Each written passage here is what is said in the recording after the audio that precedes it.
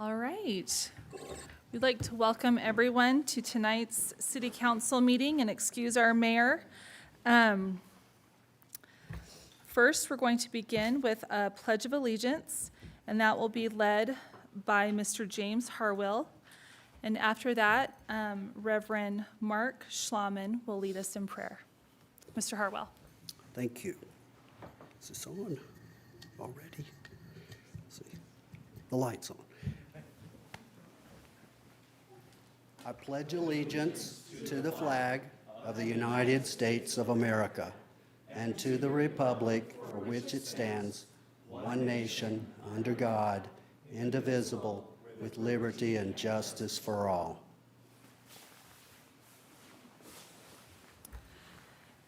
Thank you, Mr. Harwell. And then we'd like to invite Reverend Mark Schlaman from Cross of Christ Lutheran Church to lead us in prayer. Thank you so much for being here.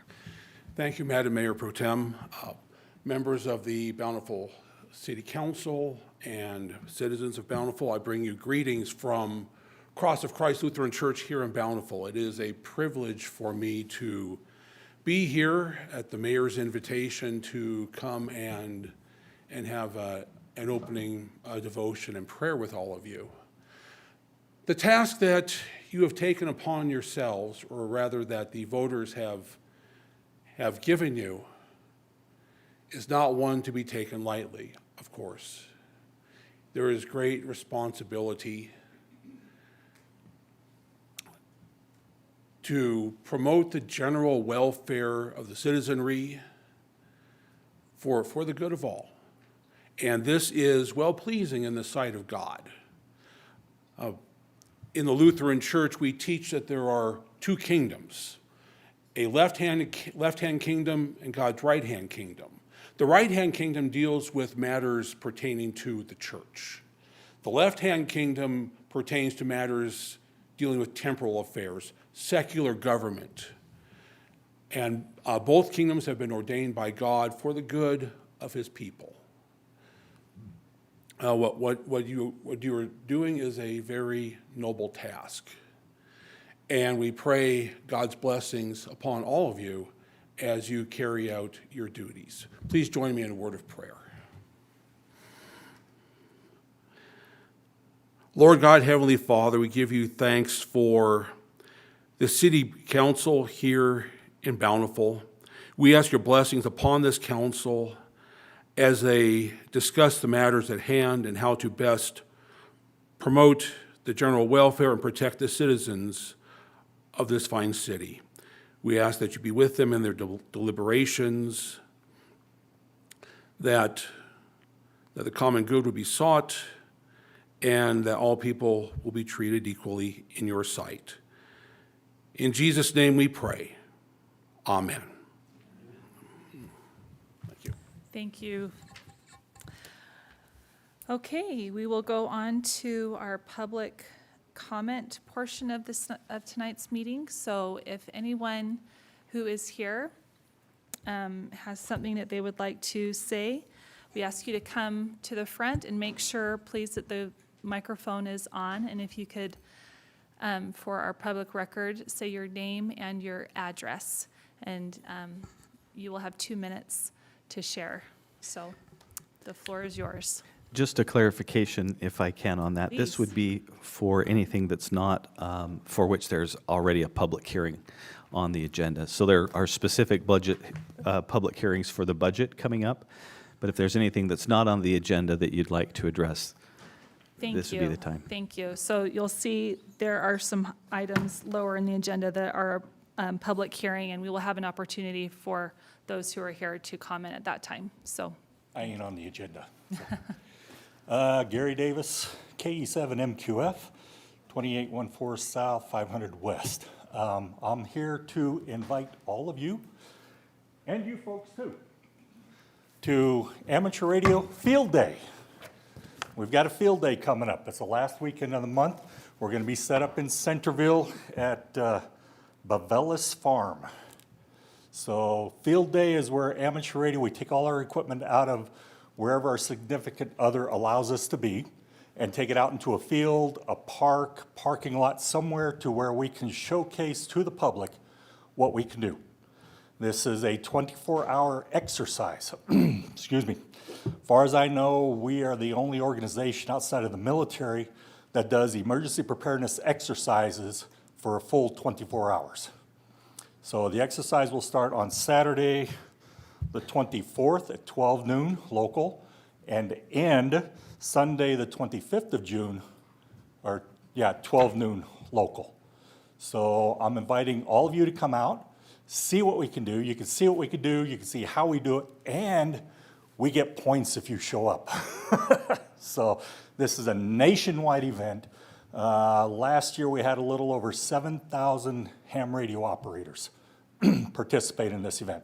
And if you're lucky, when you come over, one of us might be talking to the International Space Station, because we can do that as well. So I'm going to hand these out. Terrific, thank you. Yeah, if you can just give them to Gary. Thank you.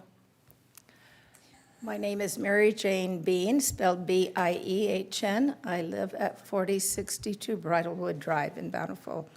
I've been a resident of Bountiful since 1998, not very long for those of you who've lived your whole lives here. The reason I have come today to the City Council is because of the two letters and information that was sent out. First came on April 27th, indicating that our power and our water bills were going to be raised. Power at the rate of 15%. Senior citizen, you get this. The second one arrived on May 11th, which indicated there was going to be an amendment to the budget for the general fund of an increase in the money coming from the power fund. I was a member of the Murray City Council for 4 years, completely aware of in lieu of tax funding. My problem here is this.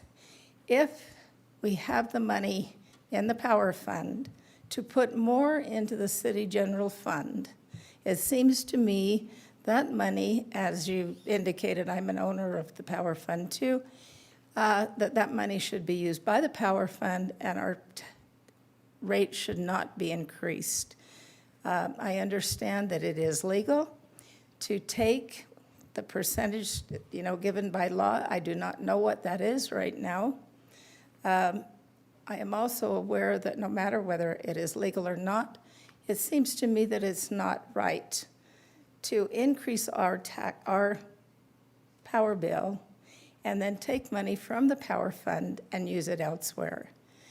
It seems that if I had a company, which you say that I'm a part of, and my company needed, I understand, that my company needed money, I would use the money to improve my company before I gave it elsewhere.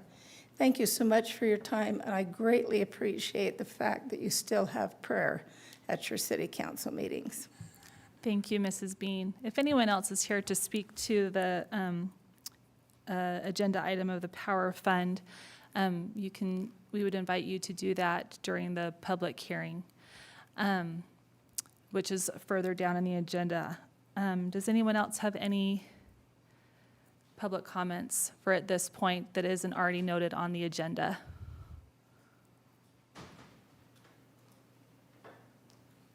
Hi, I'm Tally Bruce, owner of Robin Tino's and soon-to-be Tino's Tap Room. And I just wanted to draw awareness that there was a couple public comments at the Planning Commission meeting, and not in favor of us having a tap room. And the city, like our process, has slowed way down since that time. And my full bar license actually has an expiration date. If I don't get open, it evaporates. And so I'm really struggling to jump the hoops that the city's kind of put in front of me, and I just wanted to draw awareness to that and let you know that there's a lot of people that do want Tino's Tap Room to get open and successful. So those hurdles include, I know we have to create 5% of the parking lot into green space, but they don't trust me to do that, so I'm bonding $50,000. And the bond is not enough either. I have to get letters of assurance from the building owner. And all of these things are taking an insurmountable amount of time. And so my clock is really, really ticking, and I just wanted to let you know that that's happening. Thank you. Anyone else?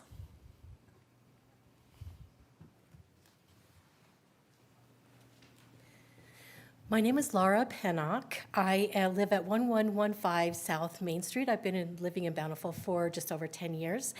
And I am going to speak in support of the liquor license being awarded and actually being, that tap room being open at Robintino's, because I think that it would be really good for the city revenue. This is a tax, a source of taxes that people who would otherwise go to Salt Lake or go north to Ogden would then have a place to go here in Bountiful, and the funds would stay in our city. So I'm going to speak in favor of that. Thank you. Thank you. Okay, if there are no more comments, we will go ahead and close. Oh, we have one more.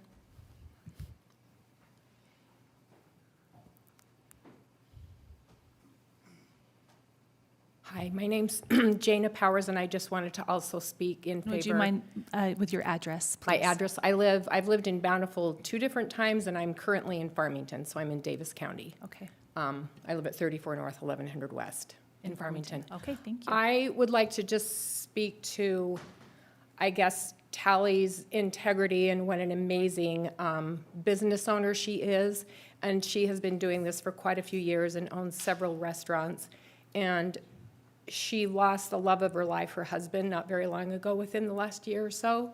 So to see her doing this alone and being strong and just trying to create another safe space to have a glass of wine or whatever with your, in a space that is safe and that is in Bountiful. We don't have to, drive very far. We have people coming in from out of town. They don't understand the laws in Utah because they're very complicated.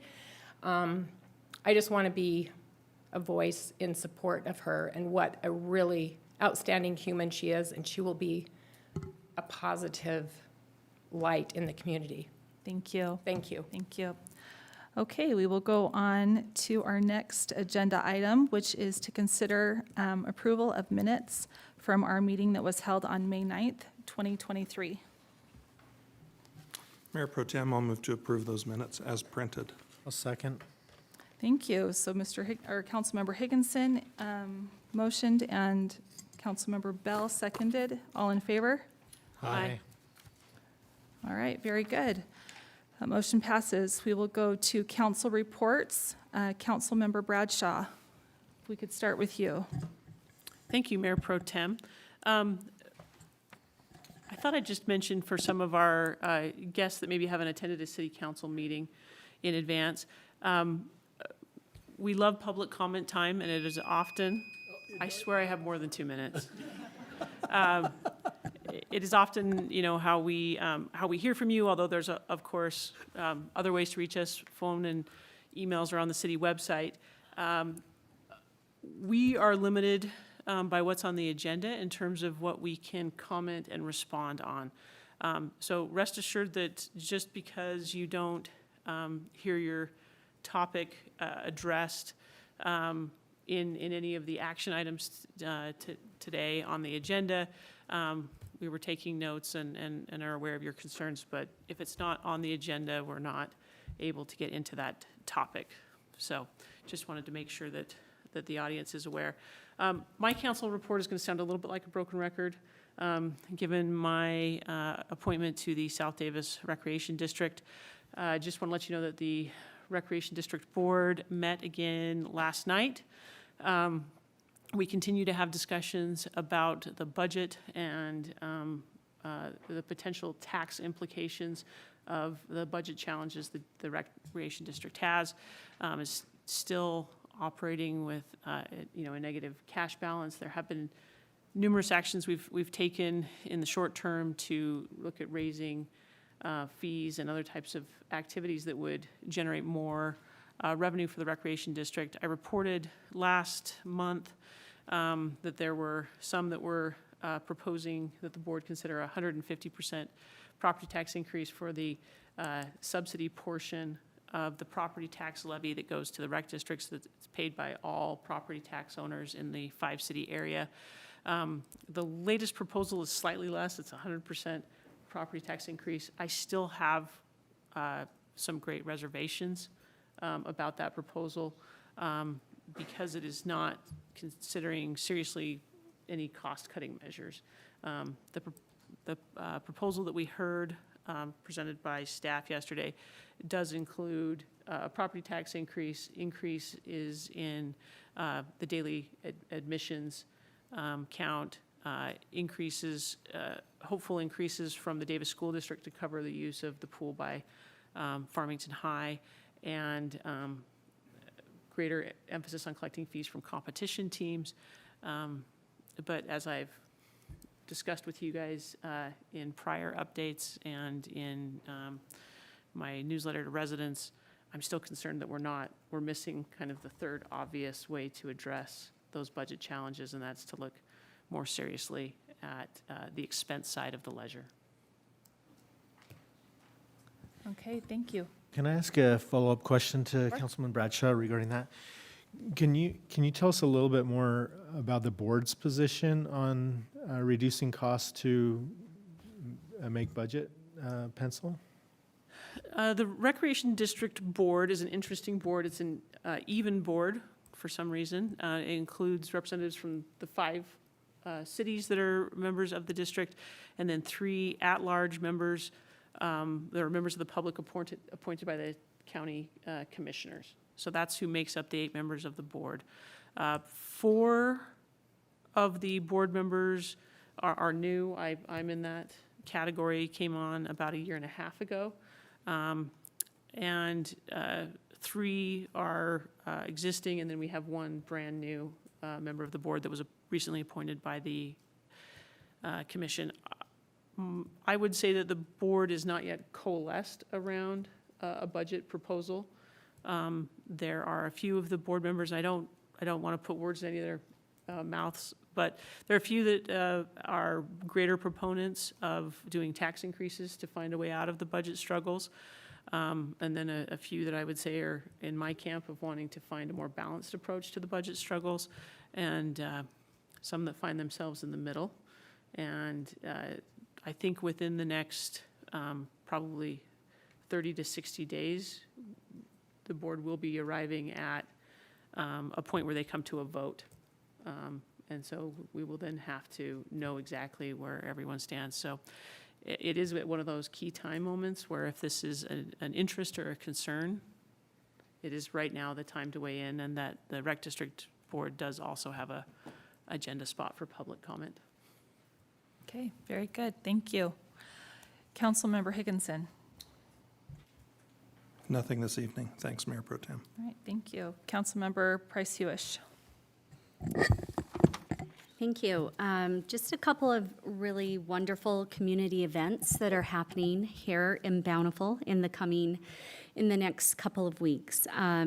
Maybe some of you had the opportunity to attend the Bountiful Davis Art Center sponsored Summerfest on Monday.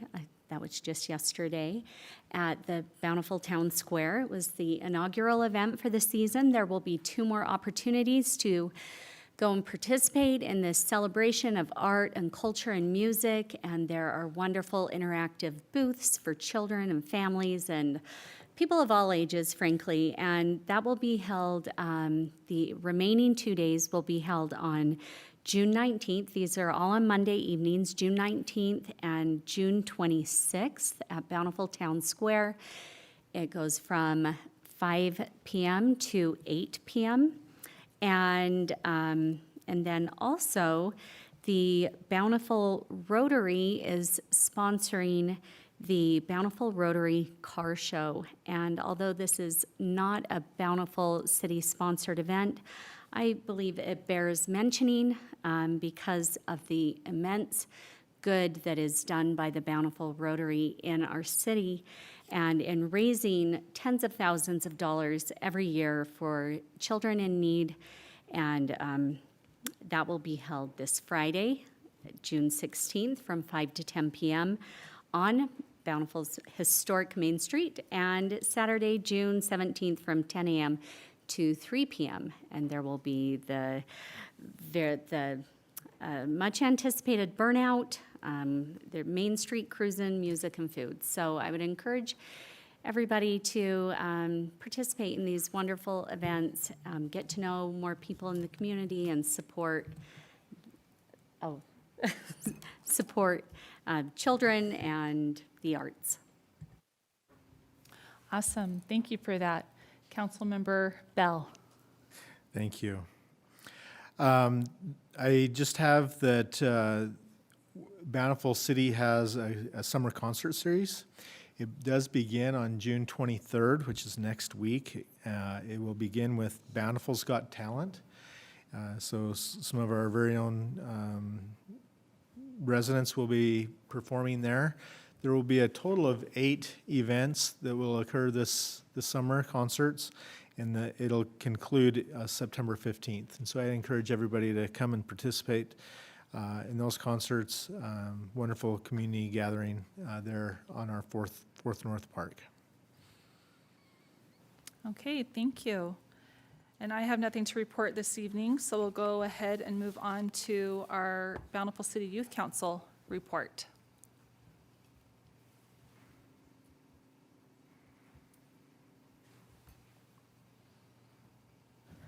Hi, I'm Olive Yates, and I'm the new recorder for BCYC this upcoming year. Some activities that we're doing in June, or that we've done in June, is that we volunteered for the Chalk Art Festival during the first week of June. And then we also had our Stomp on Main last Friday, where around 200 students came and danced at the event. Overall, it was a fun and successful event that we'll be doing again next year. We also are volunteering with Summerfest on Mondays to help them set up before and take down afterwards. An upcoming event we have is that tomorrow evening at 5, we will be having our swearing-in ceremony here in the chambers. And we will be having 70 members on the council this year, which puts us in second place as the second largest council in the state of Utah, just behind Draper. And we're also volunteering at Coats for Kids this weekend. Any questions? Thank you. Did you have a question, Councilmember? No? Okay, thank you so much. Okay, I'll look for a motion to approve expenditures greater than $1,000 that were paid May 15th, 22nd, and 29th, as well as approval of our 2023 finance report. So moved. Second. All in favor? Aye. Aye. Mayor Pro Tem, I would note that on the printed list of expenditures paid, I think due to the holiday, the date is the 30th of May rather than the 29th, as it says on the agenda. Is that, So whichever of those dates applies, okay. thank you. Our financial director is nodding his head. Okay, very good, thank you. Okay, I will now turn the time over to Mr. Tyson Beck to consider approval of resolution 2023-7. Thank you, Mayor Pro Tem and members of the City Council. Happy to come before you tonight to discuss an interlocal agreement and a resolution tonight that we're proposing be approved to continue services provided to the South Davis Recreation District. For knowledge of the residents of Bountiful, Bountiful City staff has been contracting with the South Davis Recreation District since 2007 to provide various administrative services as well as some field maintenance and other maintenance items for the district. So this includes anything from accounting, finance, treasury, HR, IT, you name it, we provide a lot of it. So this is the interlocal agreement that authorizes staff to perform for those services for the recreation district. And as I mentioned, we've been doing it for a lot of years now. So this is recently it's been an annual agreement where we revisit the cost and the services every year. And so this is a renewal that we're bringing before the City Council tonight for approval. So the renewal itself, we go through and we calculate our best estimate of what it takes to provide these services to the Recreation District. And each person who provides some services to the district will take some time and analyze their time, the time spent for district services. And then we allocate a portion of their salary to calculate how much we believe it does cost to provide these services. And so I come up with those calculations, and just for the council's perspective, we do give them a 10% discount off of the grand total of what we calculate as what the approximate amount of time that it takes us to provide these services for the district. In running the calculations this year and considering staff time and percentage of our time, we did increase the cost by 13.47% from the prior fiscal year. So that's a decent increase, and as you might be aware, we've talked a lot about the Recreation District of late, and there's been a lot of extra meetings and discussions and analysis and requests that have been made of staff. So more time has been dedicated to the Recreation District, and so that's part of this 13% increase, that staff has been spending a little bit more time than has traditionally been the case. So that is embedded in the increased cost that we're proposing for the council to consider tonight. Other than that, we do recommend that the City Council approve the resolution so that we can continue these services. We are staffed currently at a level that allows us to provide these services to the Recreation District, and this revenue is important to continue to keep our staffing as currently situated. So we do recommend that the City Council approve this resolution, and we continue our services to the Recreation District for the next fiscal year. Happy to entertain any questions and any information you might like further. Okay. Any questions, council? Mhm. Tyson, was the holdup on getting this to us for approval their desire to review the increase? What was the holdup? They did want to review the increase, yes. And so the holdup referenced is we were planning on bringing this to the City Council last City Council meeting, but they did want to spend a little more in-depth discussion, and I met with the board chair and with Tiff Miller, their executive director, ran through all the calculations and discussed why the increase. So. Could I add, Councilman, this was on the agenda for the rec district last night as well, so I'll get to vote on it twice. Nice. And given the budget issues that I've described to you over the last year and a half, obviously a contract for services that is greater than anticipated does not help the budget whole. So that did create a request on the part of the Recreation District to review and check the numbers. A couple of the things that I made it a point to list in the Rec District meeting was that Bountiful has done the best to account and make sure that we are transparent to our residents about the time our staff is spending on this other entity's work, and making sure there's a full accounting of that. But because this is an important facility to our joint taxpayers, we are offering a discount of 10% that you see noted in the staff report. It also, quite frankly, Tyson has spent a lot of time over the last year on the Rec District. I can testify to it because some of the meetings have been budget questions I have had and other board members have had that we have met on Fridays on Tyson's day off, here to address. And quite frankly, he's been critical. He has built so many spreadsheets with pivot tables and projections to try and help us get to important answers and trends and things like that for the Rec District. But that time needs to be accounted and compensated for our residents. And so it was, I think, important for the Rec District to do that due diligence and transparency, to double check what we were offering as a contractor, but also to make sure that we were making sure that our residents are made whole with the understanding that as a community we have bought into the Rec District is an asset to our city. We are its home and host, and that wellness is an important part of our community as well. So that color commentary might be helpful to you, that it did get a little extra review. because of those overall budget challenges. Can I respond to that? I would love you to. I don't think we can say enough thank yous to you and Tyson for your work on the staff and on the board. That's been critical. I know that our residents are well represented there, and frankly, the ideals that our residents seem to hold dear are represented well there. So thanks to both of you, sincerely. Thank you. Thank you. Are there any other questions or discussion? If not, I'll look for a motion.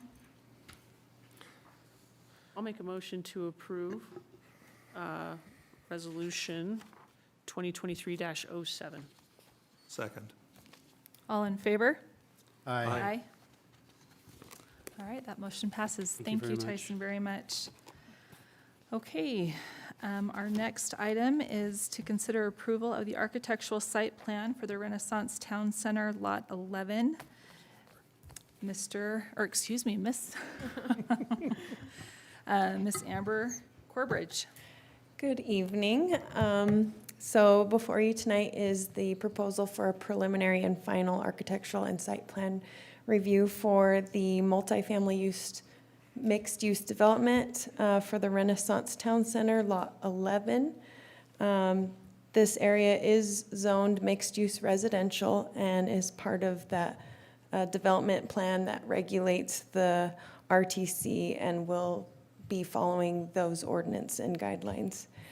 This project includes 17 townhouses, 3 apartments, and 2 non-residential office/retail spaces.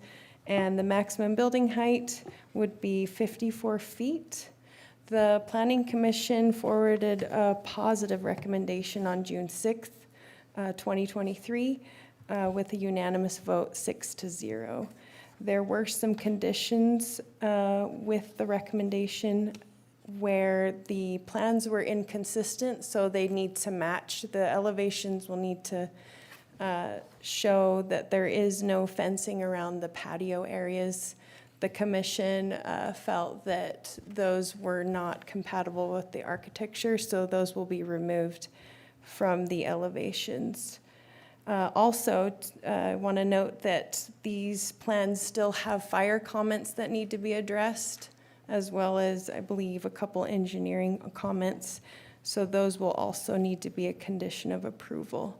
With that, we recommend that the City Council review this preliminary final architectural and site plan application and approve subject to 1, removing the fencing around the patio areas facing the street, 2, update the plans to show patio designs consistent with each other, and 3, meet all department staff review comments and corrections. Any questions for staff?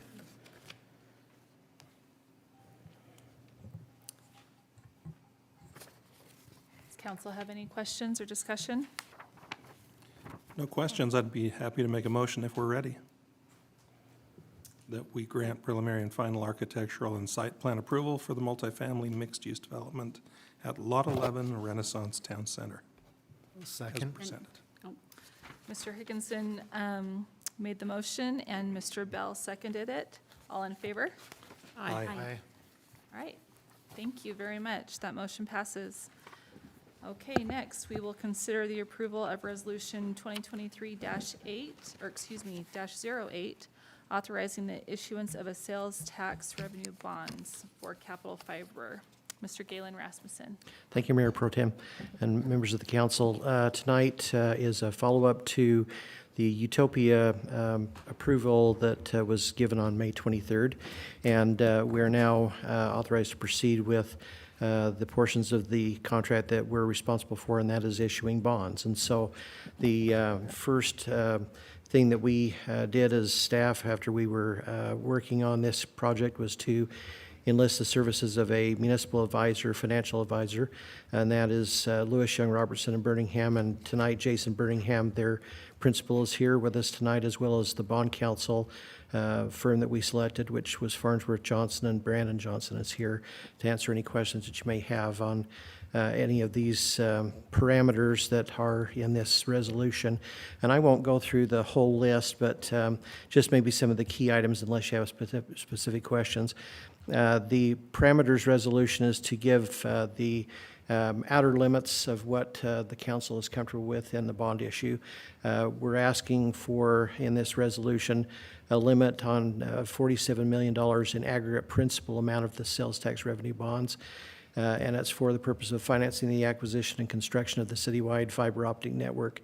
And it designates a officer that makes the housekeeping decisions, if you will, on the bond issue when it's before the purchasers, and to close that out. And that person would be the city manager with an alternate of myself as assistant city manager or our finance director to take care of those situations.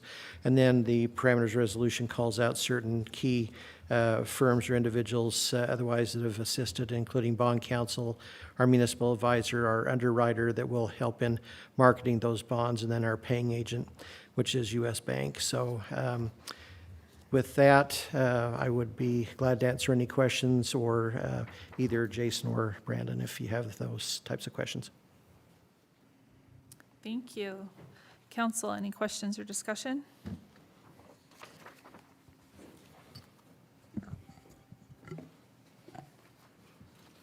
If there are no questions, Mayor Pro Tem, I'm happy to make a motion on this exciting step forward for our fiber project, and move that we approve the super parameters resolution. Second. Okay, all in favor? Aye. Aye. All right, that motion carries. Okay, we will now, we are still, Mr. Rasmussen. We will consider adoption of FY 2023, the amended budget, and FY 2024 final budget with related items. We'll turn the time over to you. Thank you, Mayor Pro Tem and members of the council again. We're getting me set up here to be able to project on the screen. We moved faster than you thought we would. I knew it was right next to each other, but yeah, sometimes the technology, it should be. Yeah, unplug it and try it again.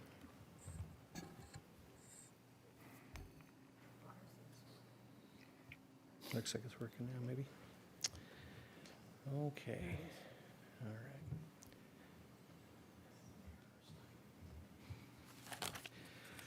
Okay, tonight before you is the culmination of many hours of your time, as well as staff members and managers in the city, in developing and reviewing the 2024 fiscal year budget, and then also before you a consideration of some amendments to our current year budget that we're in, which is the fiscal year 2023 budget. And in addition to that, several other items that take place at budget time, including public hearings on transfers, public hearings on the budget itself, and adopting property tax rates and so forth. So it's quite the laundry list of things to go through, but we'll go through those and answer any questions that you may have, and then the public will have opportunities throughout to ask questions and give public comment. Just a brief overview of the process to this point, which you're all familiar with, but the public may not be. We start this project every year in January, roughly, and it goes through March, where we do all the analysis in the background, meet with department heads, go over their budget requests, and balance the requests for expenses with revenues that we have available, doing everything in a conservative way. And then April through July, which is the period we're in now, we've gone through a tentative adoption of the budget, which was on May 9th. And then rates and fees, which we adopted also on that night. They'll be referenced again in the ordinance you'll consider tonight, but they were actually adopted on May 9th. And then that tentative budget has been available for inspection by the public from that point. And now tonight we come to the public hearing section and the consideration of resolutions and ordinances. And so that's where we're at right now.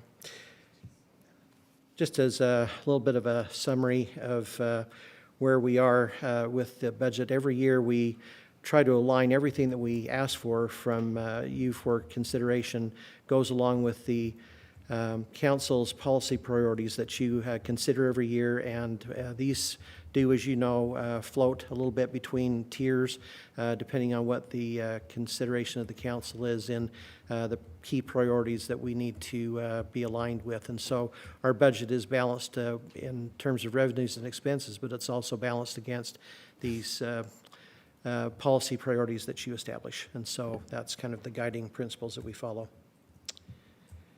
Just an overview of the key points from the budget. This is for our fiscal year that starts July 1st and ends June 30th of 2024. The final budget is balanced, as I mentioned. There's no property tax increase proposed. There are fee increases that were previously adopted, just some outlines there of the ones that were key in that process. For the ones that have been mentioned tonight before were water and power. There are some adjustments in cemetery and some of the other areas that are mentioned there. There was a 5% cost of living put into this for all employees, full-time employees, and then merit increases for those that are eligible. A 7% increase in our medical insurance, which is about middle of the road of what we usually see. Somewhere between 5 and 10% is usually what we see. And then in this budget, it does have a few new positions, one part-time position that's shared with legal and police. And then we did have an internal reorganization for our finance and treasury departments that resulted in a supervisor position being created from an existing position. And then 2 full-time positions to staff the in-house recycling program, which was brought in from being contracted externally. Now, if we want to just go through and give an overall view of where the money comes from for funding a budget in the case of a city, case of Bountiful in our case, this is just kind of graphically showing you where those funds come from, primarily user fees. And when you're aggregating all of the funds of the city, all the departments, a lot of the funding comes from the power user fees, from water, golf, you name it, all those things that come in from that regard. And then 18% from taxes. We do have a pay-as-you-go philosophy typically in our financing, and so we do pull from reserves from time to time to make capital purchases. And sometimes we do actually go out into the debt markets, which we talked about tonight, to finance the capital expenditures that are larger than what we can save for in a relatively short period of time. Looking at that same graph, but now just in a table, it kind of gives you more of an idea of how that is all split out into the different funds and departments of the city. And so the total on that's there at the bottom, and you can see some of the percentages there. And if I'm going too fast or too slow, let me know on that. That's kind of a lot of information to digest. Looking at the money going out now, that balances with the money coming in, those dollars primarily go to operations and maintenance. So those are the things such as paying for utility costs and for maintenance and things that we need to take care of in each of our departments. And then depending on the year, capital expenses go up or down from what it's showing there, 31% in this budget. And then personnel services, so all the costs of funding for the employees to deliver the services, about 24%. And then the balance to those other categories that you can see there. And the same chart on the outgo as the one incoming, just to give you an idea on the dollar figures there. Now, just drilling down a little bit further into the expenditures by department, as you can see, our biggest fund in terms of dollars is our Light and Power Fund, which is typical. That's our largest enterprise fund. Our largest general fund or tax-supported department is our police department. And so that's part of the public safety figure there, along with the fire department allocation that we spend. And so that kind of gives you an idea. And then our new fiber fund, because of it getting started and having a lot of capital costs for constructing it, is at 23%. And then again, looking at that in numbers, that's where we're at there, kind of aggregated. Looking at the whole budget at a glance summary, that's where we are with our income or revenues for the fiscal year. So the net amount, after you eliminate transfers that we do between departments, the net revenues that we are budgeting is $108,150,755. And that's split up into these different areas of revenue. And on the side of the expenses, those are the departments that are budgeted to match that same figure, including the fiber optic fund, again, new this year. Just to give you an overview of some of the key revenues that are out there that we all pay or that we are associated with in our capacities here and as well as citizens. Sales tax and gasoline tax rates, we all have interaction with those, and this is just kind of a graphical illustration of the percentage of each one and how all those fold into each other. So just to kind of give you an idea there. Last year was the first year of the transient room tax, and that continues again. Try to do a comparison each year of the Power Fund, our internal department, with Rocky Mountain Power as far as rates. And this year, because of the need for a power rate increase, you can see that there's a variance there. Typically, it is under Rocky Mountain Power rates, and that may change depending on what Rocky Mountain Power applies for. They're subject to the same market forces that we are, and we are managed very conservatively and only approach these things after much deliberation and consideration of options. So that's where we sit with that 15% rate increase. Now, just to give you an overall summary, just briefly, the Power Department in this fiscal year coming up is $36.6 million. Water Department, $6.6 million. The Streets Department, which handles all of our snow plowing overlays and everything that they do, $7.6 million. The Sanitation Fund, which this is just an item of note in this budget, we have split out the Sanitation Fund into overseeing 3 departments that used to be their own funds.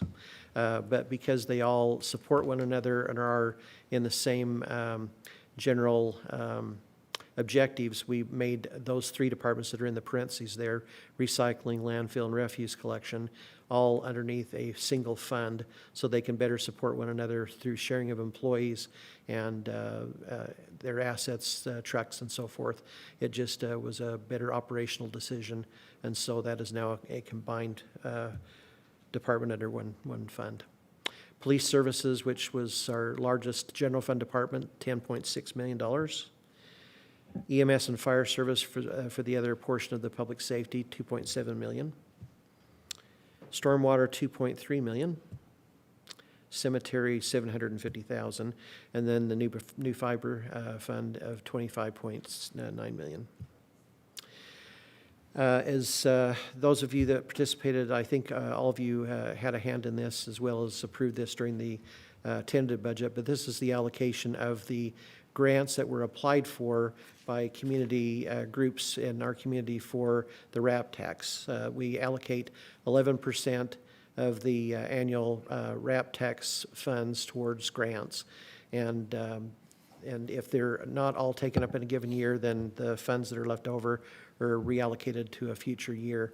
These are the entities that applied for funding and how they were funded. So you can see the request, the staff recommendation, and then the committee approval, which was approved as part of the tentative budget and is subject to final approval tonight. So just to summarize what the council actions would be for tonight to adopt this budget and all the things that are associated with it. We are required by law to hold a public hearing on any amendments to the current year budget, which is the first thing that we would look at for specifically the transfer that we have from the Power Fund to the General Fund. We typically have just one hearing for that, but because this year we're amending that current year transfer that we're in, there's a separate public hearing for that. And then we would have the regular public hearing for the 2024 year, which is the same transfer, but for a new fiscal year. And then followed up by a public hearing for amending certain budgets within our current year. And then consideration of an interfund loan for the Capital Projects Fund to loan funds to the new fiber fund. And then finally to adopt the final budget for the 2024 fiscal year. And all that would be encapsulated within Ordinance 2023-03. So there's a lot there to do and consider. And so what we'd like to do now, Mayor Pro Tem, is to go over the utility transfer And then after a little bit of discussion, open that up for a public hearing. So if you're okay, I'll proceed with that.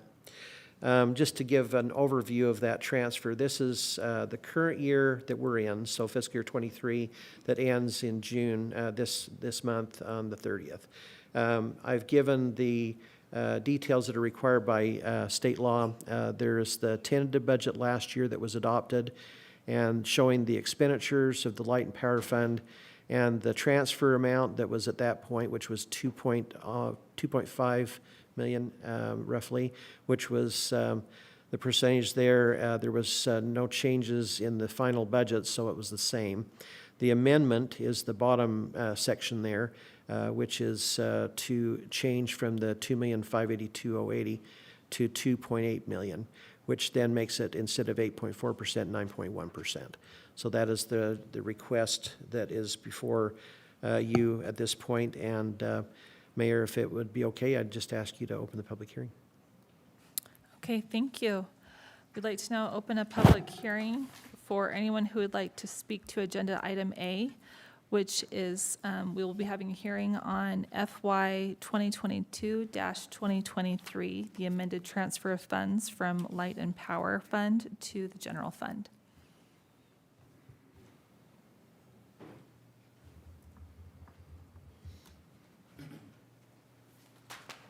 And as a reminder, if you could state your name and address. Yeah, Ron Mortensen, and I don't state my address. Thank you. I'm in Bountiful. There's security reasons for not stating an address sometimes, and so I think that's something the council should consider, actually. And I understand we're going to have several public hearings, right? This one's on the 22 to 23 transfer. Mm-hmm. Okay, during the first week in May, we were informed that the power rates are increased by 15%.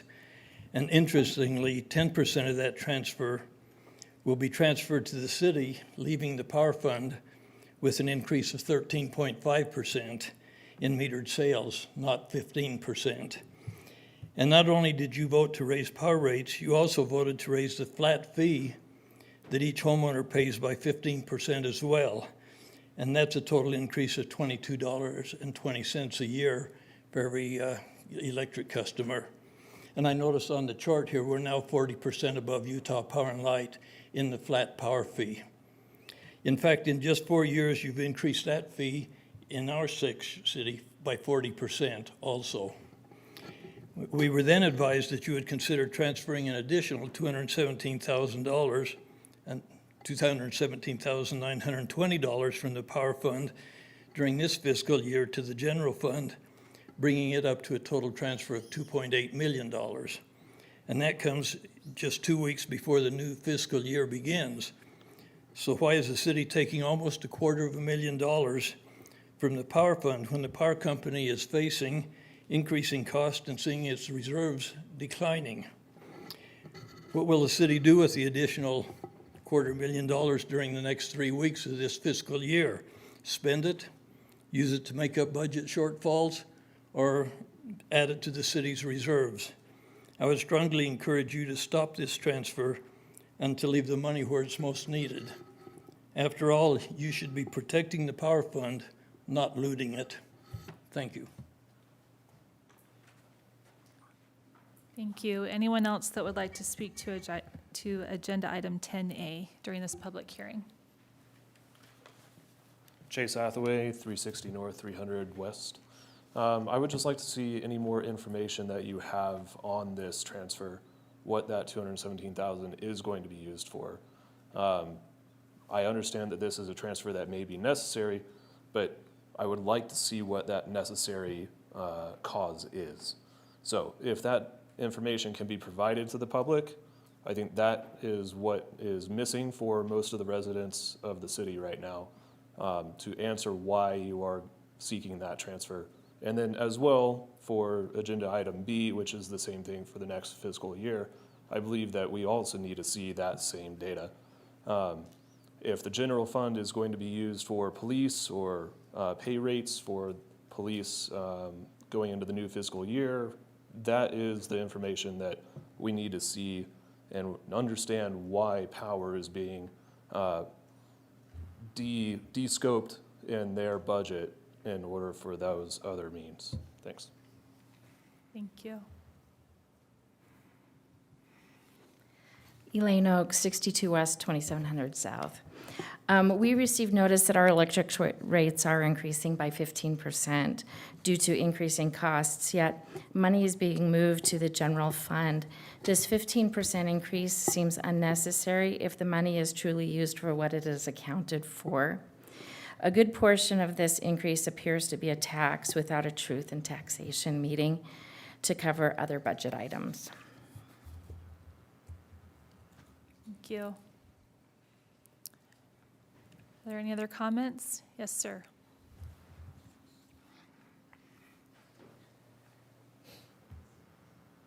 Hello, my name's Harrison Smith, 112 West, 2500 South. I was totally surprised by the notice in the mail on the 15% tax or 15% power bill increase. I was just really surprised by it. I didn't see it, and I knew of inflation. I expected some increase, but not 15%. That seemed triple what I was expecting. And I also wonder where, as a city council, we're investing in our energy in the future. I'm helping build the new hydrogen and natural gas power plant in Delta, Utah, and it's all California money, and it will jack our rates up even more. So I'm concerned about where this 15% starts and where it's going and how it's getting there. Thanks. Thank you. If there are no more comments, I will go ahead and close this hearing, and we will move on to agenda item. Mayor Pro Tem, could I make a comment? Yes, please. Is that appropriate now? So as the representative of the council to the Power Commission, I'd just say that the transfer of funds from the Power Department to the city's general fund is a percentage of metered sales. Those metered sales for last year were higher than they were expected to be. Therefore, there's additional money to transfer. So that's why the additional transfer, because the original estimation didn't account for the higher sales. Alan, is that accurate? Additionally, Mr. Smith, you mentioned the increase of 15% being higher than you might have expected. I don't want to be political about this, but with the push in Washington, D.C. to decarbonize everything, there is genuinely stress on our base resources that are jacking prices up for everybody. And that pressure is unrelenting, and it's not being replaced. Those resources are not being replaced by other stable resources. It's a pretty dire situation right now. So until we get some sort of relief in funds being spent on additional resources by the federal government or development of carbon-free power, that price pressure is going to continue. So positive thoughts if we can on that front. Thanks. Thank you. Any other comments at this time from our council? Yes, Mr. Hill. If I may add just a couple of additional things. The city's policy is to always transfer 10% of metered sales. Galen, I don't know if you have that chart. Yeah, it's coming up. It's coming. Do you mind showing it now? Uh-huh. Because it's relevant to both discussions. One back. Yep. There it is. As recently as 2000, we were actually transferring 15% of metered sales. For the last 2 decades, we've transferred 10% of metered sales. That is not changing with the amended budget. We're still transferring just 10% of metered sales. As to the question as to why we do that in the first place, those net revenues from the system defray the property tax that would otherwise have to be paid. And we could reduce electric metered sales and increase property tax, but to do that would treble our property tax rate in a city. In addition to that, we have a number of properties in the city that pay no property tax. If you are a nonprofit, that includes hospitals. If you are a government entity, if you're a church, if we think about the number of churches, none of those entities pay property tax, but they do pay utilities. And so if we were to transfer the rate to a property tax, not only would it triple the property tax in Bountiful, it would disproportionately increase that property tax to homeowners because the other entities wouldn't be paying property tax. This is a way to keep property taxes low, and we're just being consistent with policy. State law requires that if we're going to transfer more than we anticipated, that we hold a public hearing, which is the need for the public hearing at this time. And on the power resource, if I may add too, the other significant component is we receive about 40% of our power from hydroelectric resources, the largest one being Glen Canyon Dam. Alan, how much from Glen Canyon Dam, roughly? We typically been getting 43% of our power. Gary, could I ask if Alan would come to the podium, just for any of our residents that are participating on Zoom, so that they're able to hear Alan's answer? Thank you. You read my mind. Sorry about that. I talked too quiet anyway. We typically get 43% of our power from the Colorado River. And we've all seen with the ongoing drought and the lower of the Lake Powell, even though we've had a reprieve, we are currently only looking at getting 26% of power. So there's a big reduction of power that comes from the drought associated with a reduction of our CRSP power, which has to be replaced out on the market, which is far more expensive than what they would have been. So, Alan, power roughly from Glen Canyon versus power we have to buy on the market because we can't get it from the hydro resource? well, the problem is the WAPA, who administers it through the Western Area Power, has had to raise their rates in order to do it. So we were typically buying power at 3.5 cents from the hydro from Glen Canyon. Currently in this year's budget, with the reduced amount of power, but with the ongoing cost, it's 6 cents or there. Going out onto the market for the summer, the power market, if you're on the market, is over 20 cents a kilowatt hour, which essentially is more than what we're selling on the retail. So our wholesale cost is higher.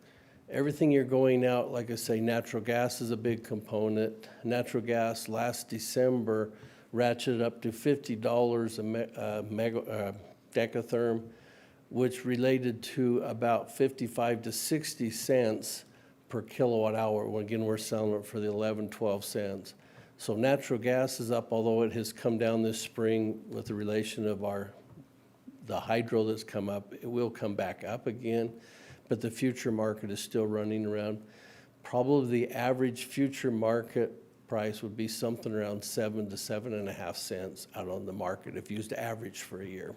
Which is double what we could get if we had enough water. That's correct, Yeah, yes. thank you. Thank you, Mayor Pro Tem Sorry. Thank you, Mr. West. Or Johnson. Johnson. Two Different Allens. There were two Allens. Now there's only one, and I got the wrong one. I apologize.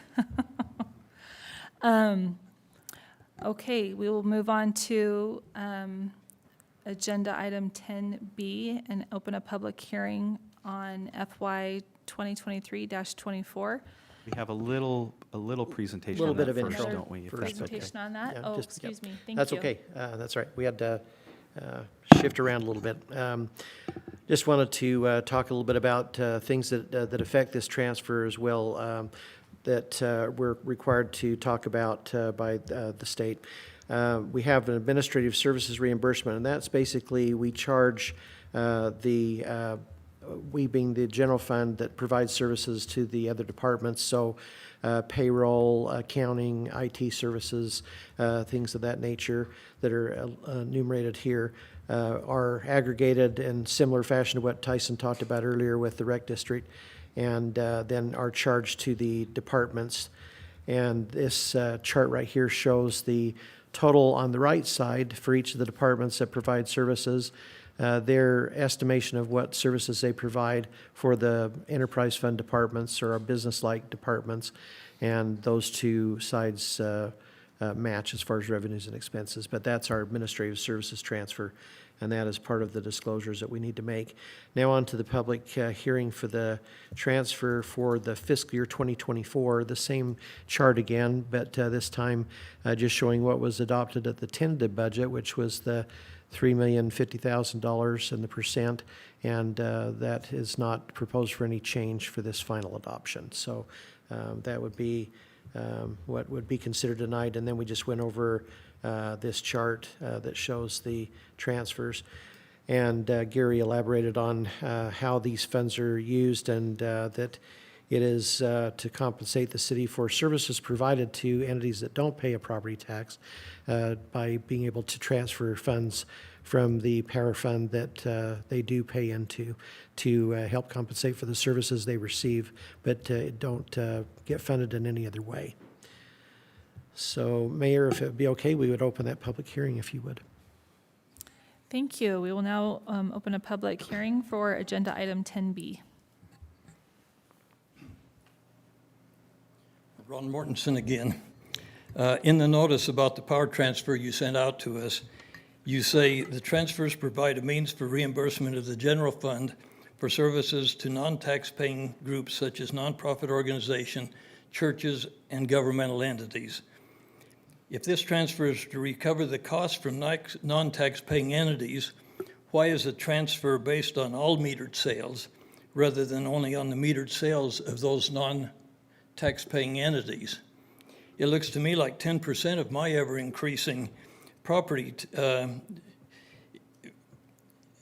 electric rates are then transferred, 10% of my rates are transferred into the general fund.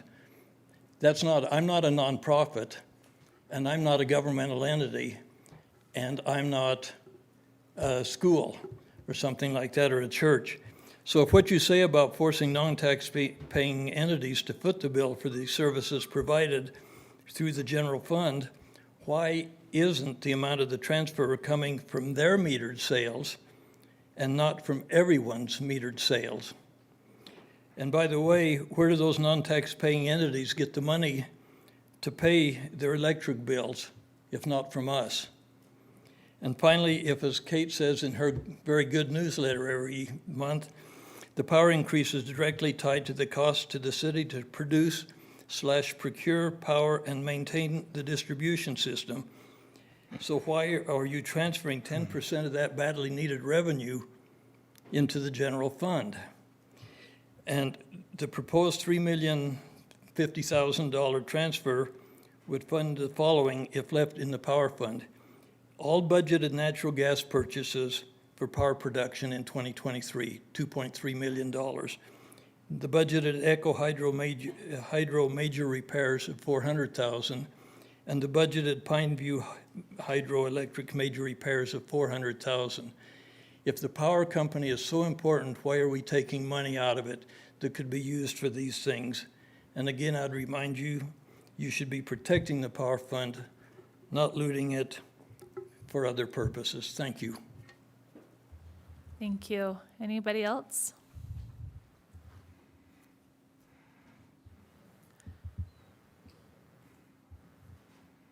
If there are no other comments, do you have anything? Yes, Councilmember Bradshaw. Thank you, Mayor Pro Tem. As I noted in the very beginning of our meeting, sometimes council meetings are an awkward format. Our public comment at the beginning doesn't always allow us to address the issues people have raised if they aren't already on the agenda. But these issues are on the agenda, and this time frame does allow us to ask questions, additional questions of staff that may have been raised by residents that we hadn't previously considered, and to sometimes provide information that the public may not be aware of. I'm grateful to know that our resident Ron Mortensen reads my newsletter because it takes some time to prepare each month on the various topics that I take on.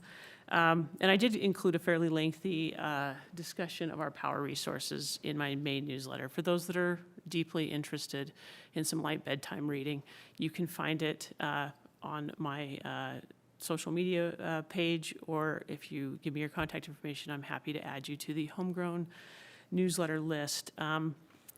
It's handy because it has a lot of links and a lot of dates for where we've had various discussions, because some of our questions from residents have been, what are our power resource plans? Where are those discussions taking place, and what do those budgets look like? And I think it's important for those that may have only had this catch their notice when they received the notice that went out in the mail, where they can find those resources if they want to go back and listen to those discussions and hearings. Galen noted in his PowerPoint the April budget hearings, and that's, of course, a really important part of where this particular discussion starts.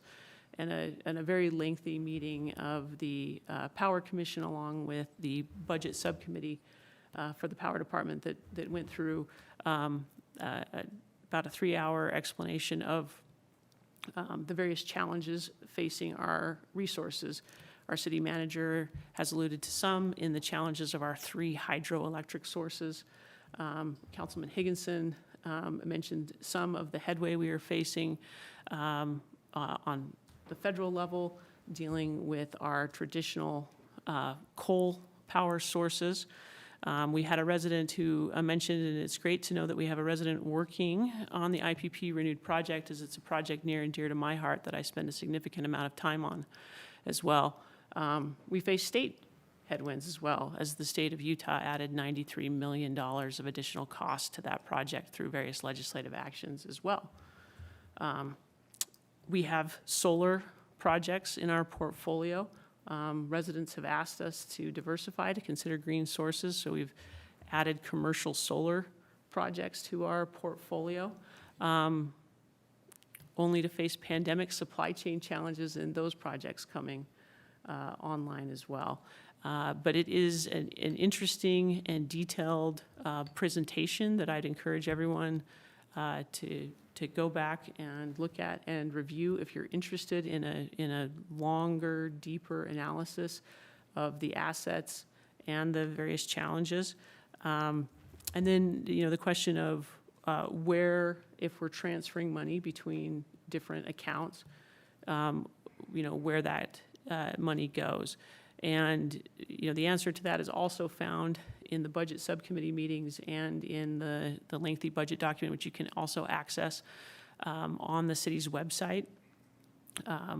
It's a big file with many Excel spreadsheets, but you can access it there, and that general fund is where those funds are going. And so they are, you're seeing that transfer show up in asphalt, in police officers, in parks, and in a myriad of different ways.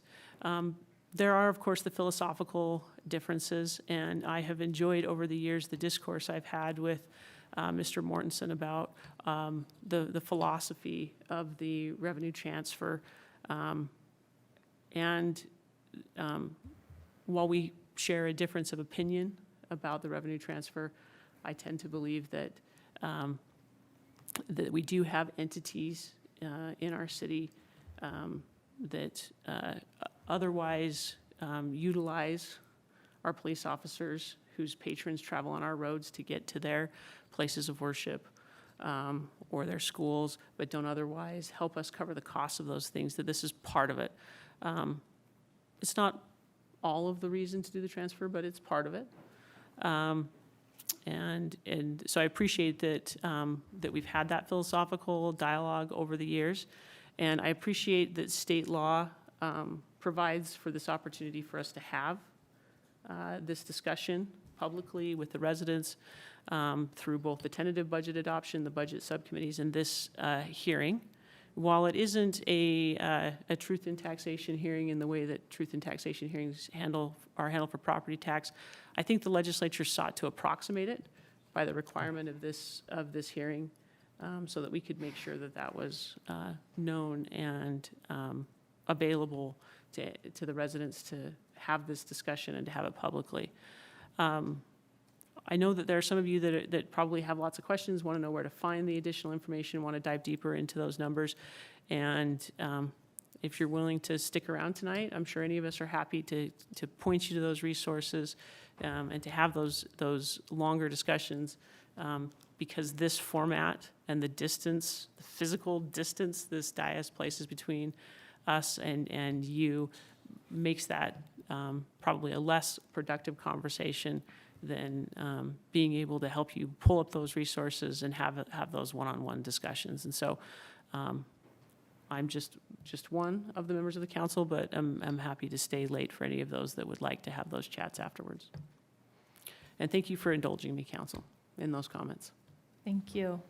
Mayor, Anyone could I else? as well? Mayor Pro Tem? Yes, please. I would add to that, that historically, and I'm confident again that it soon will be again, despite this blip of us being above Rocky Mountain Power, we've been able to make the transfer while enjoying locally controlled power that is more reliable and more affordable than Rocky Mountain Power, which our residents would be customers of had we not had our own power company. So I would disagree with the characterization that we're looting the power company. The power company has a budgeted line item of the transfer. It's planned for. It's just one of the components of the power department's budget. My opinion will remain that if we can do it traditionally and soon to be again with lower prices and local control and better reliability and keep our tax rates among the lowest in Utah, why would we not want to do that? And I personally do.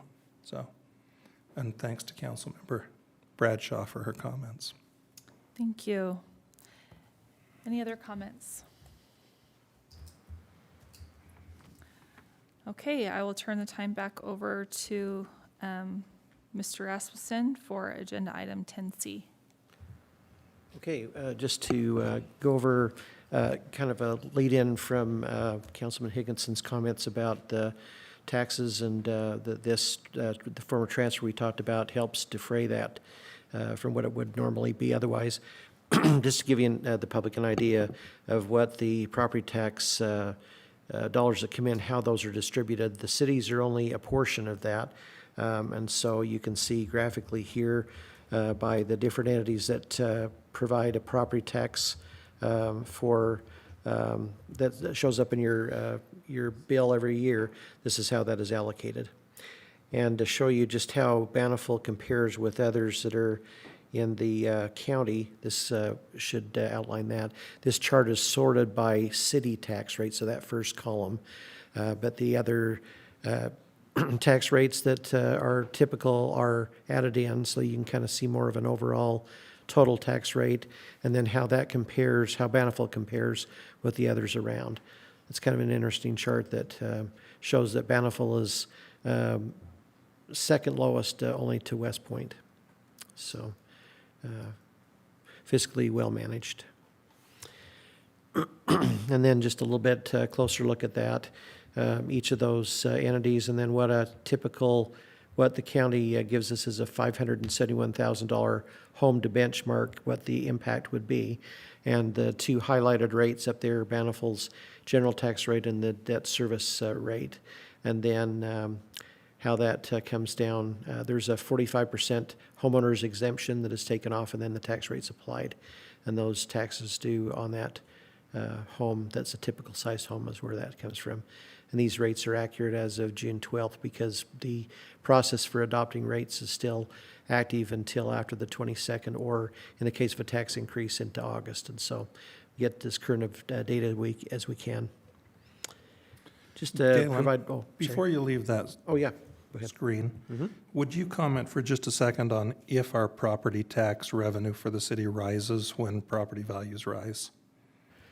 That it rises if property values rise? Could you comment on whether our revenue goes up if property values rise? No, it's actually, unless you have a truth in taxation hearing, if you have a rise in your property tax, or excuse me, a rise in your value of your property, the property taxes are balanced out with what we get. Our rate is lowered if our overall supply of homes and the values and property that is businesses rise. The rate that we are charging has to go down so that we don't collect any more than what we were in the prior year, with the exception of any new growth. So a new business that comes in, a new home that's constructed, a basement that's finished or something like that, that we are entitled to capture the portion of the property tax that is relative to that. Otherwise, the rate has to be adjusted, so we don't. The only way that we can gain any additional property tax revenue is to request that through a truth in taxation hearing, which we have done in the past. Thank you. And this next slide will comment on a little bit about that. This we are requesting no property tax increase, so that rate that is being charged, the 000738 for the general rate, is a reduction from the prior year. And then we have the debt service rate that is for the general obligation bond that is constructing Washington Elementary and the trail system. So the average homeowner with this size of home that we just talked about would pay general property tax of $232 and debt service of $35 for Bountiful City's portion only. And just for reference, the last property tax rate increase that was requested and granted was in calendar year 2018's taxes.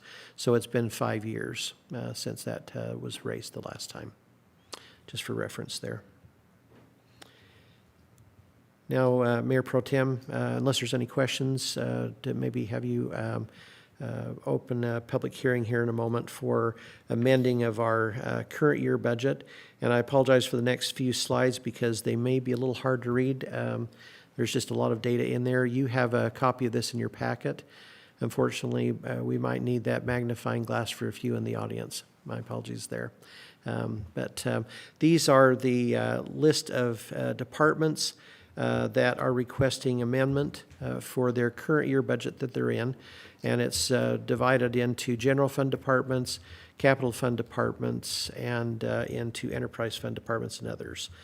And so for a variety of reasons, everything from increasing costs that they're experiencing in delivering services to creation of the fiber fund and so forth, there is a request for each one with an explanation to it. So that is part of the budget amendment there, along with an item that I'm going to turn some time over to Tyson to address. Thank you, Galen. I asked Galen if I could steal a few minutes before we open the public hearing on amending the fiscal year 2023 budget to discuss the item that is actually on your agenda for the number 11. So this is the resolution establishing an interfund loan between the Capital Projects Fund and our new fiber fund. So I wanted to discuss this and the specifics behind it before the public hearing so that the public could have a chance to comment on this interfund loan as part of our amendments to the 2023 budget. So I wanted to make sure that we discuss the details of it so that the residents are in the know before the public hearing is opened. So I appreciate your patience in talking about the specifics of this before you can even vote on it. So I wanted to make sure we covered this at this juncture. So the agreement that we signed with Utopia requires a $5.1 million payment to Utopia before the end of the fiscal year. And this is for the existing improvements that we're purchasing from Utopia, and it's also to cover the inventory that our city engineer Lloyd Cheney talked about, the huts and the conduit and the fiber lines that Utopia has pre-purchased for our project. So this $5.1 million needs to be paid to Utopia. The problem is the fiber fund has no cash. So we need to find a funding source for this payment to Utopia. We could go out to a external financial institution to borrow this money. Luckily, with Bountiful's philosophy as a pay-as-you-go entity, our capital projects fund does have sufficient reserves that we can loan this money to the fiber fund, and it will cause no operational harm or financial harm to the capital projects fund, and allows us to have a lower interest rate than we would get externally, as well as provide that interest revenue coming back to the capital projects fund that otherwise would be going to an external entity. So just wanted to briefly go through the details of the interfund loan so that you're aware and the public is aware. The anticipated loan term would only be about a month and a half. So we need to cut this check to Utopia in June, and we anticipate bond funding at the end of July. So this is just a funding gap to cover us from this time when we need to cut the check to when the bond funding becomes available, at which time the interfund loan would be repaid to the Capital Projects Fund, and we would be able to cover that funding gap that the fiber operations need at this point. The loan amount would be the $5,191,000. The interest rate would be 5.06%, and that is our Public Treasurer's Investment Fund rate that we're earning currently. So that's where that interest rate came from. So it's in essence replacing what the capital projects fund would have been earning on interest with the exact same amount of interest. So the other details are we would be applying the interest rates to the outstanding principal as a traditional loan would be. There would be, it would all be internal fund, so we're not actually doing any type of a bank account transfer. Obviously, we have one pot of money at the city, and so we wouldn't have to do any external transfers. This would just be internal accounting purposes. There wouldn't be any prepayment or early payoff penalties as established by this interfund loan. So those are some of the specifics of the loan, and happy to address any specific questions you might have for that. And so we wanted to address this at this juncture so that council could be aware, residents could be aware, and it could be addressed in the public comment period. Happy to answer any specific questions you have about the proposed interfund loan that we'll vote on with the next agenda item. Any questions?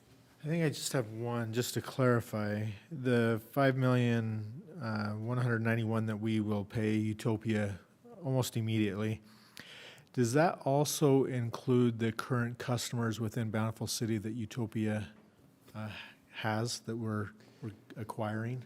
Yeah, we're not actually paying them, and Gary, feel free to correct me if I'm wrong on this, but I don't believe we're paying Utopia for any revenue that we would be getting from those customers. This is just to purchase the fiber lines that are already existing within Bountiful. And yes, there are connections already on those fiber lines, which would be now Bountiful City customers.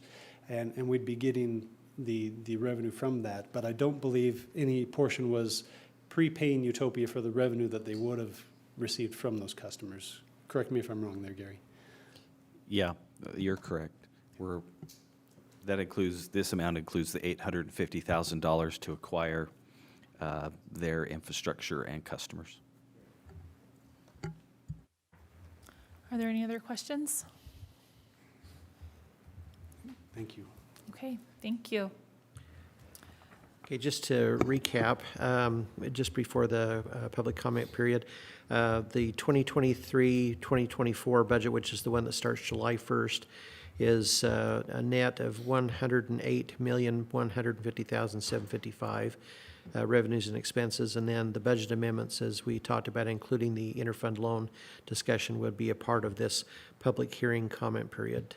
Mayor Pro Tem, and I turn that to you. Okay, thank you. We would now like to open a public hearing for, do I need to include agenda item 11? So we'll have a public hearing for FY 2022-23, the amended budget, and the FY 2023-24 final budget, as well as resolution 2023-09. I apologize. I gave you a bad head nod there. A bad head nod? There's no public hearing required for that. Okay. It's just, I think, as a courtesy to the public, Tyson thought it, and it would be wise to explain because the budget is being amended to include this $5 million transfer. But so of course they can comment on it if they like. Okay, thank you. Sorry, Mayor. Is there anyone that would like to comment on those agenda items? Okay, I will go ahead and close that, and we will turn the time back over to Mr. Rasmussen. Thank you, Mayor Pro Tem.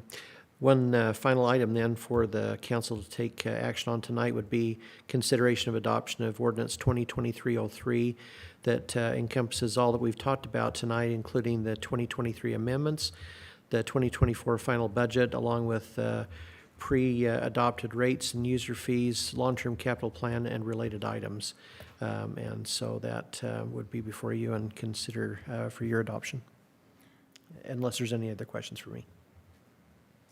If there are no more questions, I'll look for a motion. Mayor, I'll move to approve that we adopt ordinance 2023-03, doing exactly what Galen just described. I'll second. All in favor? Aye. That motion carries. Can I make one comment? Yes, please. I just want to point out how exemplary our financial folks are, and Tyson's desire to have that very short-term loan out in public view so that folks could comment on it if they wanted to, is just an example of how good we have it here. Thank you. Thank you. And did that include agenda item 11, or do we need to vote on that as well? Okay, we're good. Okay, We do need to take action on the resolution to 2023-09. I'll make a Okay, I'll motion. look- yes, please. I'll make a motion to approve Resolution 2023-09 as outlined. Second. Okay, Councilmember Price Hewish seconded that. All in favor? Aye. All right. Oh, aye. I didn't vote that time. I apologize, Miranda. Okay. Mr. Christensen, consider approval of the bid from North End Builders to build the 2023 Mueller Park structures, bridges 2 and 3. Thank you, Madam Mayor Pro Tem and members of the City Council. This is a big year for trails, and we've already got a couple of trails crews working and a couple more that'll be mobilizing next week. And one of the trails that is currently already being cleared will connect Lower Mueller Park up to a crossing in Mill Creek, which brings me more directly to the item before you at this time, which is bridges 2 and 3. These two bridges have some similarities, so we decided to put them under one contract. They both cross Mill Creek in Mueller Park Canyon, and they are of similar length span and style. They're also of similar material, which is fiberglass reinforced polymer, so the superstructure will look much like the bridge that was placed last fall by Avid Trails over Barton Creek in the Holbrook Canyon. So this was, of course, closely coordinated. These bridges, the siding, the design, the engineering and so forth was all coordinated closely with the U.S. Forest Service, and they are in support of these bridges. So we put a bid out and got 3 bids, the low bid being from North End Builders.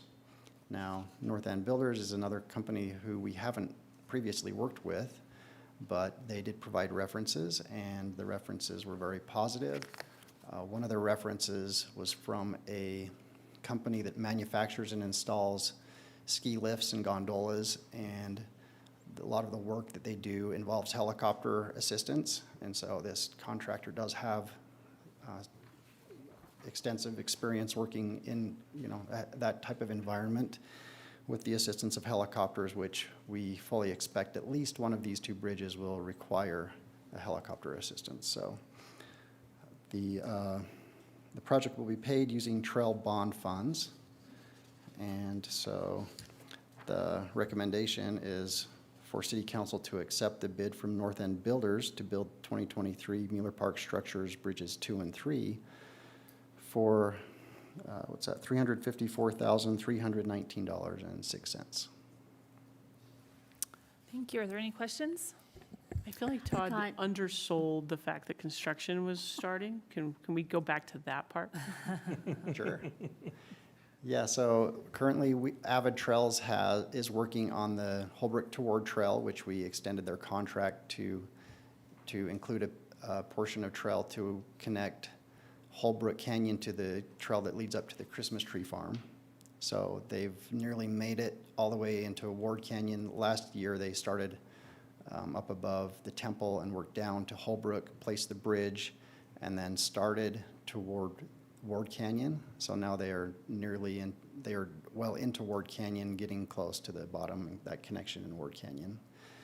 We've also had on-site meetings and coordination with the Forest Service and others about the trails that they are starting in Mueller Park Canyon. So they have also started, or at least been given the green light, and I believe they have started clearing the path for the trail that'll connect. I still call it Traverse, but it's that trail that will connect Lower Mueller Park to bridge number 2.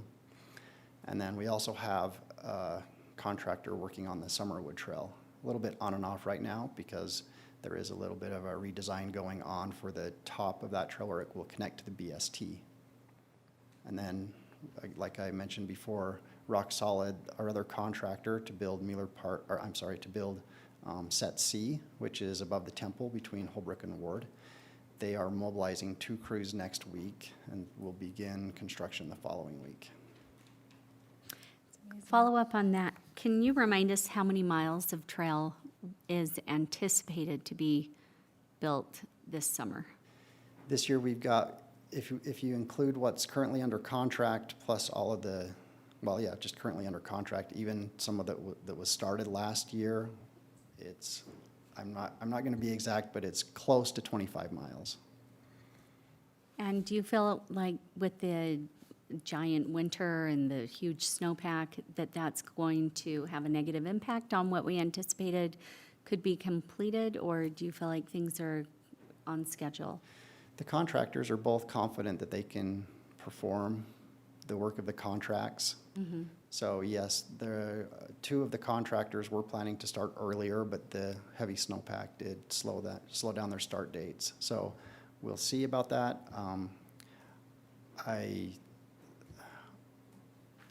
I'm pretty confident, or at least Rock Solid Contractors was not planning to start until June anyway. So they, with their 2 crews, that they fully committed to our projects. I don't see any issue with those, or with that company.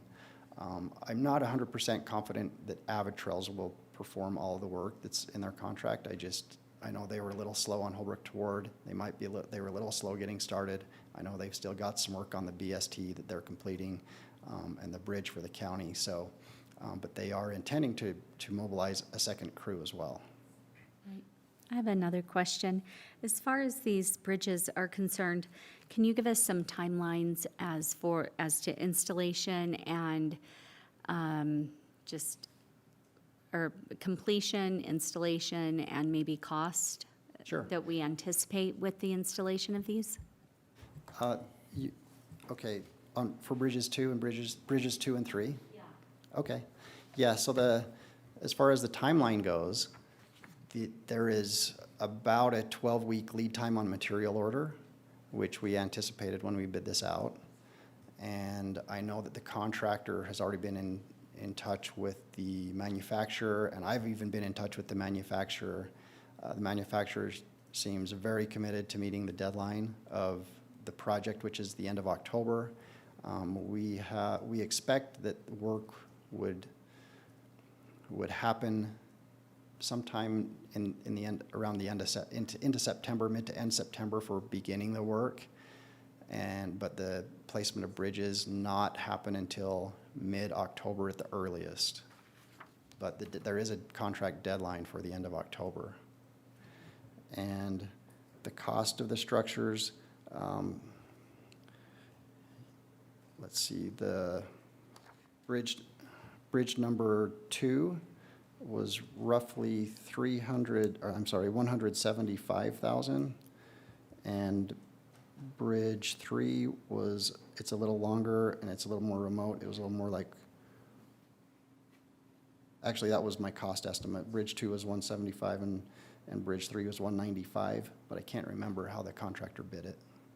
Your engineer's estimate seems to be very close to what the contractor bid, so good job. Yeah, Bowen Construction was really nervous about the helicopter work, and they padded their bid accordingly, as you can see. Yes.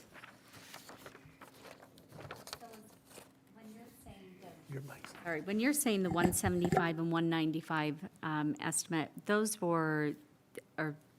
the breakdown of construction of the bridges, right?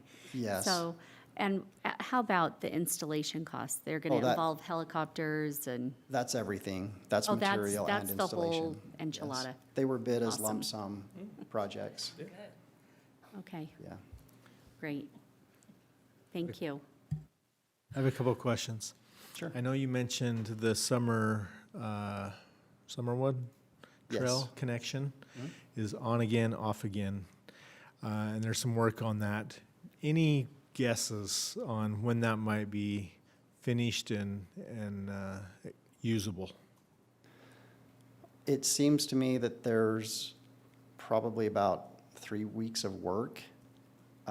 The Forest Service has been working with our PM, our project manager, to reflag the top end. They weren't comfortable with the way it tied into BST when they walked it. And so they've been working on a change of the alignment. In addition, not just the connection to the BST, but also the turns. They're hoping to accomplish a couple of objectives there. Number one, have it be, originally what we had intended. Some of the slopes that were flagged were steeper than what their parameters were, so some of the legs would get lengthened out.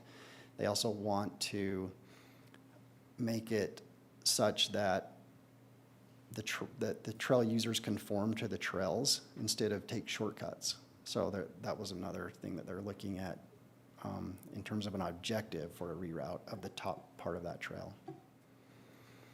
But there is another factor. The contractor there has some trail experience, but not a lot of trail, and not for biking trails. And so it's been a little bit of a learning curve for them. And so they've finished the bottom piece, well, not the fall line path, maybe you would call it. They didn't connect it all the way to that because they want to keep trail users off the new trail that they're working on. So it's kind of out of sight, out of mind at this point. But so they've started about 100 feet from that path, and they've done some finished. They've basically done what they think is the finished work on the bottom of the trail, and they're waiting for. We're scheduling a meeting early next week to have the Forest Service and our project manager look at their finished work, give feedback, make sure that what they're doing is what we want done, and so forth. Todd, this one, if you don't know it offhand, it's totally okay, because I know we've had it in prior packets. But could you give us an average price per mile, whatever metric makes the most sense, per square foot per mile to build our trails, where we're roughly at? Yeah, we are roughly at, I think on average, it's right around 37,000, 38,000 per mile. Per mile? Mm-hmm. But, I expect, if we continue to build trails, I expect the price to go up. The price that we got last year from Avid Trails was under 35,000 for the construction piece, and then there was some cost for the design, but that's just construction, and then it's roughly like 5,000 to 6,000 per mile for design. Thank you for pulling out that stat. Sure. I have another question, and I recognize this is the county, and you alluded to it. The bridge that Avid is needing to install for the county on the BST. Any idea on that time frame and for that installation? No, sorry. I've made myself a liar when I've guessed. Do you know what the timeframes on holdup that. is? Is that a permitting holdup, or is it just I know logistics? what some of the holdups have been. The first holdup is that they were finishing our bridge, and then with the way the weather came in, it was frozen and snowy up there by the time they were pretty well done with our bridge, and didn't allow them time to get in weather conditions to put that bridge in. The next holdup after that was the spring runoff, the heavy runoff in the creek. Their workers are needing to cross the creek multiple times, and they didn't really have a good way to do that, and felt like they couldn't do it safely. That may still be what the holdup is. Makes sense. Thank you. Mm-hmm. Thank you. Are there any other questions for Todd? With that, I'd like to make a motion to approve. Let me find my notes here. The contract to North End Builders in the amount of $354,319. Second. All in favor? Aye. Okay, Thank you very much, and thanks for all that background. Okay, we'll now turn the time over to Mr. Lloyd Cheney to approve a proposal from MC Green and Sons. Thanks, Mayor. Tonight I have for your consideration yet another waterline contract. We're a little late in the year to bring a contract to you. We suffered some delays in working with our previous contractor, but felt really fortunate to get 4 bids for this year's work, and also fortunate to see that MC Green was the lowest of the proposals. You know that over the years, we have a long history of a variety of projects with MC Green, and they are happy to have the opportunity to work for the city once again, and we are happy to have them back as staff because we have a really good working relationship with them. I provided a table for you which shows that prices still continue to climb. It appears that they have leveled off a bit, but the installation costs are still significantly higher than they were just a very few years ago. And it's hard to keep up with an engineer's estimate that parallels a market that, is fluctuating like what we're seeing right now. In talking to the guys at our water department, they are seeing some improvements in materials availability. So that's promising and makes us hopeful that we'll be able to complete our planned work without any delays for materials, for pipe and fittings, but we do still struggle to get some of the brass components. So say like water meters, the yokes, and some of the other components that we need for the actual services.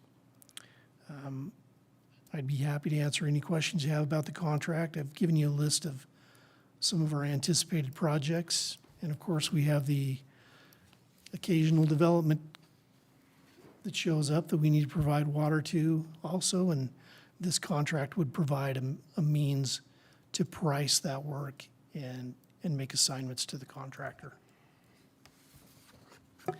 Great, are there any questions? Oh, I would just wanted to say, I really appreciate the context that you added with the table. I think that's really helpful for us to be reminded and for the public to see just what kind of pressures we are facing in this space. And it's good to hear that some of those supply issues are, we're feeling a little less pressure there, and hopefully on the inflation, we'll start to feel a little less pressure there as well. So I appreciate the extra work you did to include that. Great, if there are no more questions, I'll look for a motion. Mayor Pro Make Tem, a I'm happy motion. to. I'll make a Please. motion that we approve the 2023 water line contract for MC Green and Sons in the amount of $2,641,340.05.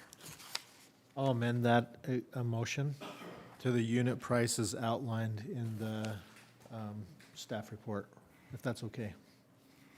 Is that okay? Yep, that's great. Okay, And second. all in favor? Aye. Aye. Okay, that motion carries. Thank you. Thank you. Mr. Astorga, we'll turn the time over to you to consider approval for an extension of PUD plat for Deseret First. Thank you. This PUD plat was approved on December 14th, 2021, and they have exactly 1 year to record that plat. So it was set to expire on December 14th, 2022. Prior to that, the applicant came to that and requested an extension. Per city code, the city council is able to grant a one-time, or I should say, a 12-month extension. At that time, the applicant thought that they only needed 6 months. They need the full year, and that's why I called it, I think throughout the staff report, amending the 6-month extension, and they're requesting the full year extension. So if they had asked for the 1 year extension at the appropriate time, you would have most likely give it to them. And per city code, this is it. The extension, the already approved 6-month extension, is set to expire tomorrow. So this gives them a little bit more time to work on it. They've had issues with the adjacent property line in recording that plat. They don't think that they need the entire 6 months. They believe they need about 1 month, maybe a little less, but let's just give them, or our recommendation is to provide the full 12-month extension afforded in the land use code. I'll be more than happy to answer any questions, and Randy Byer is here to represent the property owner. Are there any questions? Move to approve as presented. Second. All in favor? Aye. Aye. Very good. I'll look for a motion to adjourn. So moved. And a second? Second. Second. Aye. Do an RDA meeting or? We had a Another second from meeting. Councilmember Higginson. All in favor? Aye. Aye.